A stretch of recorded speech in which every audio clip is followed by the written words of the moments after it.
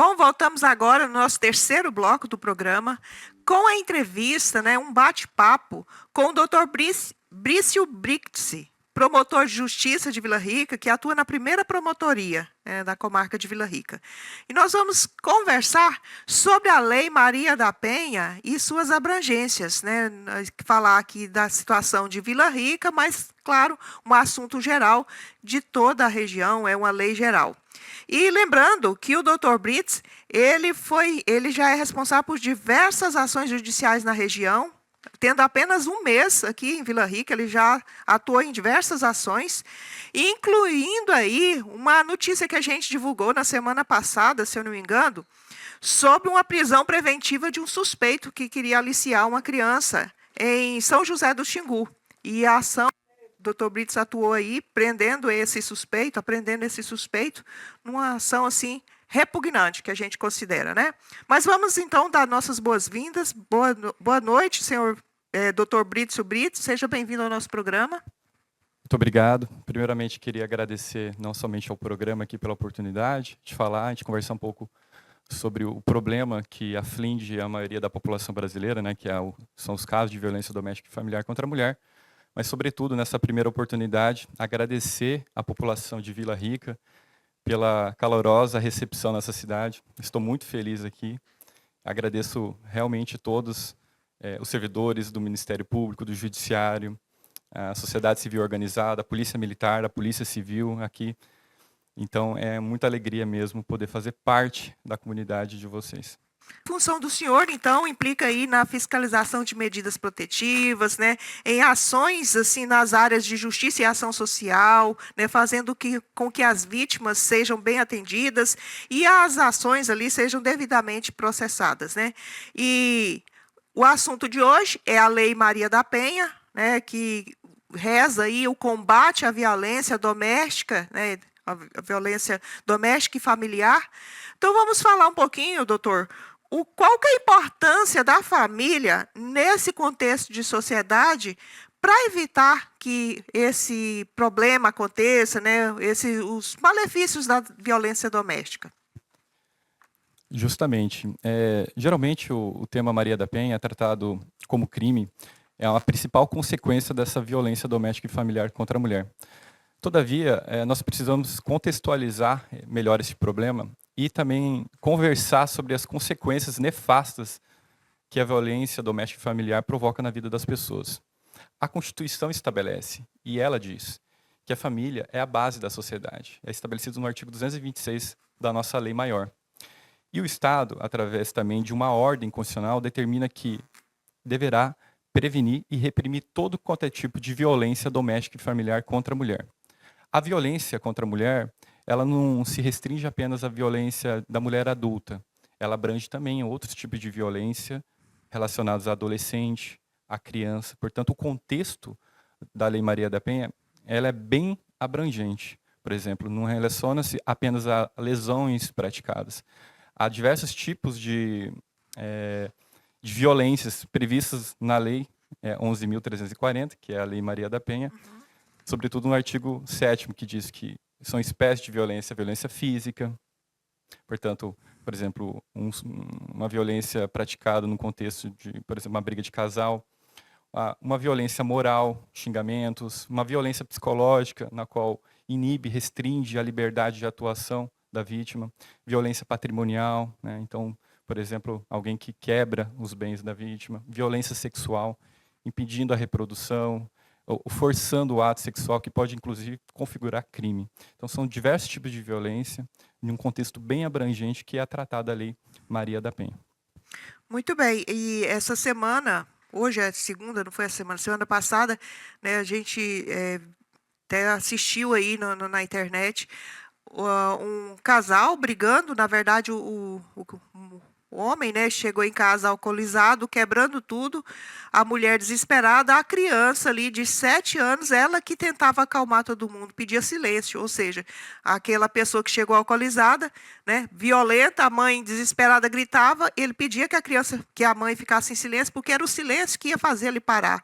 Então, a que ponto chegou, a criança ter mais atitude em relação àquela situação grave que estava acontecendo, pedindo então para a mãe ficar em silêncio. E como o senhor bem disse, né, envolve a aspecto aí da Lei Maria da Penha, envolve também as crianças, os filhos. E o que pode ser feito, doutor, numa situação dessa aí, nesse caso? Bom, primeiramente, muito bem colocado, a violência doméstica, ela tem consequências que vão além do crime. Muitas vezes, esses crimes são praticados, podem ser praticados tanto dentro do ambiente doméstico, numa relação familiar ou mesmo uma relação afetiva, não necessariamente dentro de uma casa. Só que isso causa diversos tipos de traumas nessas crianças e adolescentes que convivem com essas pessoas.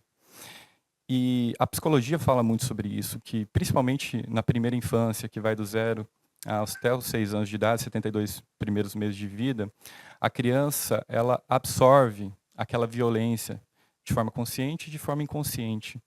E a consequência disso é que ela replicará essa violência no futuro. E se for observado realmente nesse contexto de violência, se você for perguntar para aquele que pratica a violência, 90% vai falar que sofreu violência na infância ou presenciou, testemunhou a violência, por exemplo, um pai ou uma mãe. Por isso, a questão da violência doméstica, ela vai muito além da configuração do crime, da repreensão do infrator.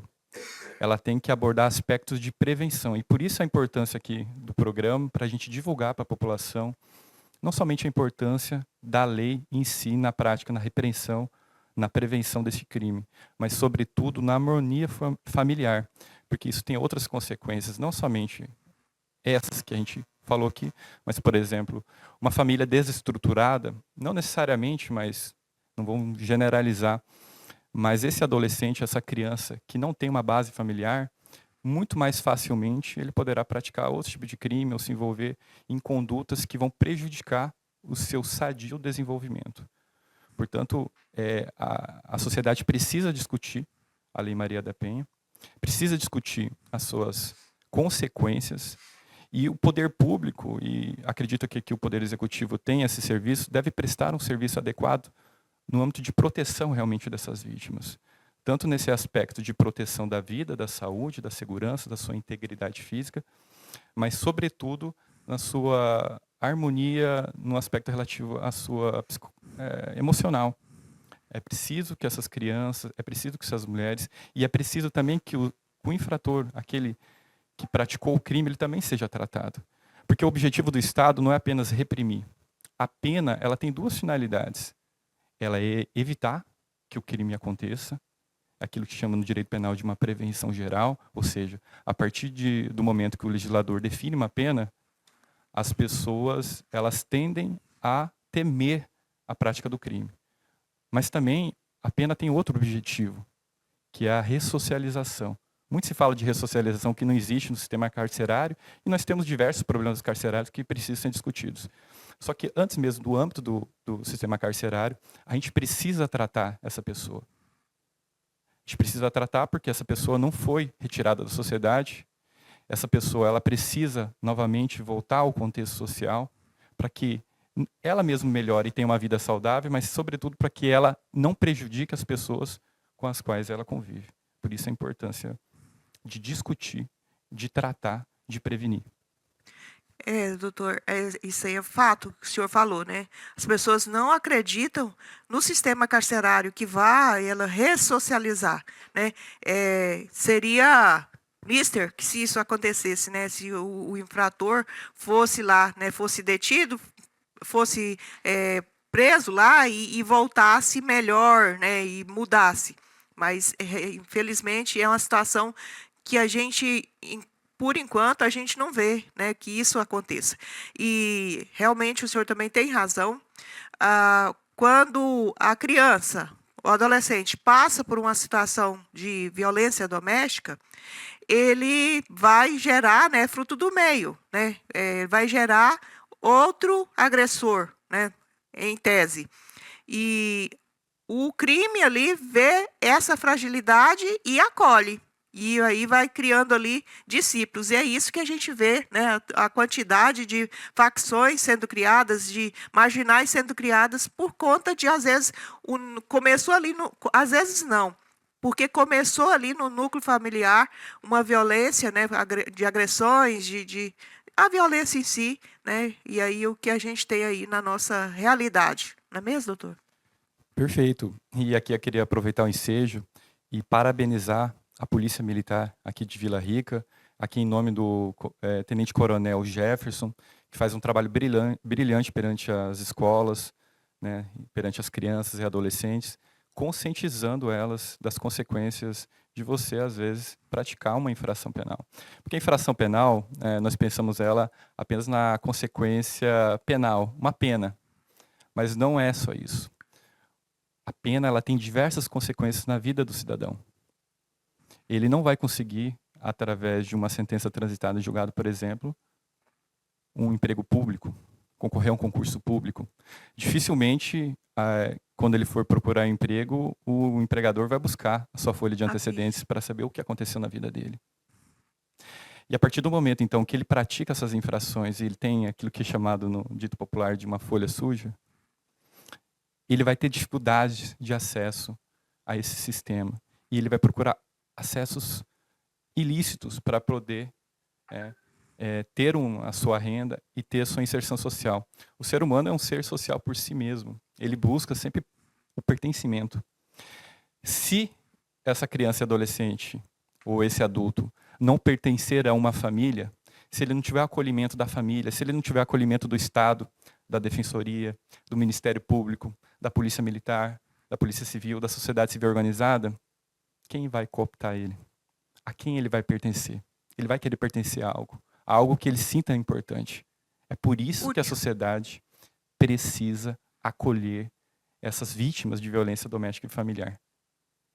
Não apenas no aspecto criminal, conforme foi mencionado, mas em todo o aspecto social, para que essa criança, esse adolescente, possa ter a chance de construir uma vida adulta, harmoniosa, feliz. E se me permite aqui já o espaço, acho que a gente chegou até a conversar sobre isso, que é preciso que a sociedade também tenha consciência, e aqueles que possam praticar esses delitos tenham consciência das suas consequências. E eu queria falar aqui de uma alteração legislativa que ocorreu recentemente e que muitos não tiveram ainda a oportunidade de conhecer, mas que tem um impacto significativo no âmbito dessa prevenção do crime de violência doméstica e familiar, que foi a Lei 14.994 de 2024, conhecida como Pacote Antifeminicídio. Esse pacote antifeminicídio, ele promoveu diversas alterações nas leis penais, penais especiais e processuais. A mais conhecida foi criado um tipo penal no Código Penal, na parte especial, o artigo 121, letra A, feminicídio. Porque antes o feminicídio era tratado como uma forma especial de cometimento de homicídio. Agora ele é tratado de uma figura autônoma. E ele estabeleceu a maior pena do ordenamento jurídico brasileiro. Não existe pena maior do que o feminicídio.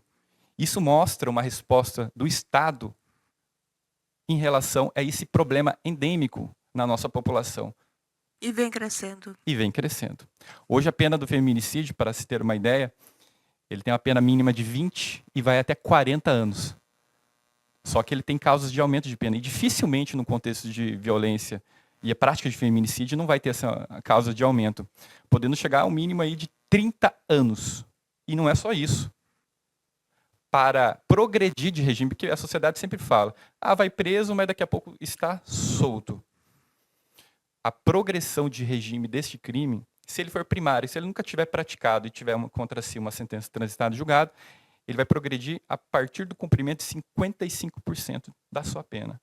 Ou, se ele for reincidente, que é a maioria dos casos, nesse caso envolvendo violência, porque envolve o ciclo de violência. Primeiro ele pratica uma ameaça, depois uma lesão, ele descumpre medida protetiva e depois ele pratica o feminicídio. Por isso que a gente tem que ficar atento a esses primeiros crimes que acontecem. Se ele for reincidente, ele vai progredir de regime a partir de 70% de cumprimento de pena. Ou seja, ele vai ficar pelo menos 20 anos preso. E 20 anos preso não é só a vida dele que se destruiu. Essa pessoa que praticou o feminicídio tem que ter consciência que ele matou a sua amada, entre aspas, que amor não se trata, amor constrói, amor não destrói. Amor está na natalidade, no nascimento da vida. Amor não está no cemitério. No cemitério existe morte. Exato. Existe ódio. Então, ele vai acabar com a vida dela, ele vai acabar com a vida de todos os filhos, ele vai acabar com a vida da mãe dele, que vai estar lá sofrendo. Um fato que aconteceu recentemente aqui na cidade de Confresa, que nós assistimos, todo mundo assistiu. A gente divulgou. Que foi amplamente divulgado. Como que será a vida desses filhos? Não somente desse caso. Ainda vai ser julgado, se submeteu ao contraditório e ampla defesa, mas os filhos de todas as vítimas de violência doméstica, que vida eles terão? Ele não mata apenas uma mulher. Ele mata todos os seus filhos em vida. Ele mata a esperança deles. Mata o futuro deles. E de toda a família. E ainda destrói a esperança da sociedade de que a gente não tem esse tipo de violência. E o crime de feminicídio, a gente pode pensar que é praticado por somente aqueles que têm algo voltado à prática de crimes. O criminoso. Qualquer um, não claro qualquer um, mas você pode pensar assim, uma pessoa que parecia que tinha uma vida tranquila, aparentemente não tinha nada de errado na vida dele, pratica o feminicídio, porque ele está, muitas vezes, submetido a um estado emocional e, principalmente, algo que a gente discute pouco, a maioria desses casos envolve o consumo de álcool. Álcool e drogas, mas principalmente álcool. Eu posso citar aqui, eu estou jogando uma estatística, não pesquisei exatamente a estatística, mas posso garantir que 80% a 90% dos casos de prisão preventiva ou de audiência de custódia que nós fazemos, o caso envolve o consumo de álcool. Então, o consumo de álcool, ele não impede a aplicação da pena, primeiramente. Então, a pessoa tem que ter consciência antes de consumir álcool. A sociedade precisa ter consciência das consequências desse crime, para que seus freios inibidores, a sua consciência, possa atuar nesse momento. Por isso que é importante a divulgação desses fatos aqui que a gente está discutindo. Muito bem. Doutor, vamos falar então aí sobre os serviços de proteção à mulher vítima de violência. O que por exemplo, tem um fato aí, quem pode alçar aí, quem pode atender, o que se pode fazer quando tem algum caso de violência doméstica, violência contra a mulher. Inclusive, nós temos, né, em Vila Rica atua, no 10º Comando Regional, a Patrulha Maria da Penha, que acredito que venha colaborar muito com essas questões. Perfeito. A Patrulha Maria da Penha é um dos instrumentos disponíveis pelo Estado para que a vítima possa acessar o sistema de justiça. Aplicado aqui no município pela Polícia Militar, de forma bem abrangente e que vem recebendo bastante elogios. Só que nós temos também outros instrumentos aqui, outros serviços públicos. Por exemplo, a Ouvidoria do Ministério Público é um canal de acesso. Nós temos lá em Cuiabá, e também divulgado pelo site, o Espaço Calandra, que é um espaço acolhedor da mulher vítima de violência doméstica e familiar, de violência doméstica, e que ela pode também acessar a ouvidoria. A Polícia Civil também é um serviço disponível para a população, no caso de violência doméstica. Polícia Militar, como nós já ressaltamos, mas também, isso precisa ficar muito claro, que as pessoas têm pouco conhecimento sobre isso. Não é necessário, repito, não é necessário que seja praticado um crime para que a vítima procure as suas medidas de proteção. A Lei de Maria da Penha foi forjada de proteção no sentido de prevenir a prática do crime. Não é necessário que aconteça um crime, é necessário que aconteça uma forma de violência, mesmo que seja uma ameaça que não configure o crime. Verbal. Que pode configurar crime, mas não necessariamente a configuração do crime. Se ela sentir que pode estar ameaçada, está numa situação que ela quer largar no relacionamento, mas não consegue, por exemplo, ela pode e ela tem esse direito. Inclusive, recentemente, o Superior Tribunal de Justiça fixou em sede de recursos repetitivos que essas medidas de proteção são autônomas. Isso significa que não precisa de um processo, não precisa de um boletim de ocorrência. A vítima, se sentir desprotegida, ela pode buscar o poder público com essas medidas de proteção, independentemente da prática do crime. Praticado o crime, obviamente, também terá esse direito. Outra coisa, questão importante em relação a essas medidas de proteção, é que mesmo que haja a extinção da punibilidade, mesmo que ele seja absolvido, a vítima ainda pode continuar tendo essas medidas de proteção contra essa pessoa. Outro fator importante é que, a partir do momento que são fixadas essas medidas de proteção, caso haja o descumprimento, ele praticará outro crime. É um crime previsto no artigo 24A da Lei Maria da Penha. E que permite hoje, com essa alteração do pacote antifeminicídio, a sua prisão preventiva. Já permitia antes. O Código de Processo Penal dizia que, se for descumprido medida protetiva, era possível. Todavia, agora houve um recrudescimento da pena. A pena passou a ser, salvo engano, de 2 a 5 anos, o que permite, nos termos do artigo 313 do Código de Processo Penal, a prisão preventiva. Outro aspecto relevante dessa alteração, e aqui cabe mencionar, é que antes nós tínhamos a representação da vítima em relação a determinados crimes. Por exemplo, o crime de ameaça, ele dependia dessa representação. Para que o suspeito fosse processado ou investigado e pudesse ser denunciado pelo Ministério Público, era necessário que houvesse uma representação, mesmo que informal, da vítima. Hoje, com esse pacote antifeminicídio, foi extinta essa possibilidade, de modo que, praticado o crime de ameaça, não está mais sujeito à representação. Ou seja, não acontece mais aquele fator que havia reconciliação e que o suspeito conversava com a vítima ou mesmo podia até ameaçar novamente, dizendo para retirar aquela representação. Hoje já não é mais possível. Já não está no âmbito de autonomia da vítima. Praticado o crime de ameaça, necessariamente com a justa causa, ou seja, comprovada a autoria e a materialidade, ele será processado pelo crime de ameaça. É outro aspecto relevante que houve nessa mudança no pacote antifeminicídio. Traduzindo, né, a pessoa se a mulher faz a denúncia, depois ela não tem como voltar atrás, não é, doutor? Não tem mais. Com essa mudança, a partir do momento em que o Estado tem ciência de que foi praticado o crime de ameaça, comprovada a materialidade e indícios de autoria, muito provavelmente ele será denunciado. E cumpre frisar que nos crimes que envolvem violência doméstica e familiar contra a mulher, não se aplica a lei do juizado especial, de modo que não pode o poder público, seja o Ministério Público ou qualquer outro órgão, fazer qualquer tipo de transação a respeito desse crime. Será necessariamente processado. Não haverá nem suspensão do processo. Não poderá ser feito o acordo de não persecução penal, que hoje é uma figura introduzida. Necessariamente ele será processado. E terá todas as consequências, conforme a gente mencionou anteriormente. Vai ser reincidente, vai estar, conforme a gente comenta, ficha suja, né? Terá dificuldade de acesso ao emprego. E, posteriormente, se ele for novamente preso por algum crime, poderá ser decretada sua prisão preventiva, que no caso do reincidente, a pena precisa ser apenas de 1 ano, ao contrário daquele que não é reincidente, tem que ser de superior a 4, por exemplo.